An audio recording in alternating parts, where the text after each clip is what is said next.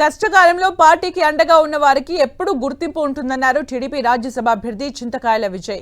రాజ్యసభ అభ్యర్థిగా అవకాశం కల్పించిన సీఎం చంద్రబాబు, మంత్రి లోకేష్ కు తన జీవితాంతం రుణపడి ఉంటానన్నారు. తనపై పెట్టుకున్న నమ్మకాన్ని కాపాడుకుంటూ ఇచ్చిన అవకాశాన్ని బాధ్యతగా నిర్వర్తిస్తానని స్పష్టం చేశారు చింతకాయల విజయ్.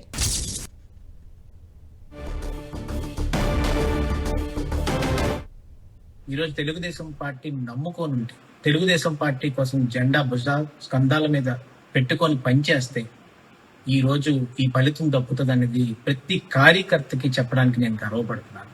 ఈరోజు కార్యకర్తలందరూ కూడా ఆ 5 ఏళ్ళు అపోజిషన్ లో ఉన్నప్పుడు ఎంతో కష్టపడ్డారు, ఎన్నో సహకారం చేశారు, ఎంతో మంది ప్రాణత్యాగాలు చేశారు, ఎంతో మంది బాధలు పడ్డారు. వాళ్ళందరికీ కూడా నారా లోకేష్ గారు, నారా చంద్రబాబు నాయుడు గారు ప్రతి ఒక్క వేదిక మీద ఒకటే మాటిస్తున్నారు: కష్ట సమయాల్లో నిలబడినోడికి పార్టీ ఎప్పుడు నిలబడుతుంది అన్నది ఈ రోజు అది ఉదాహరణ.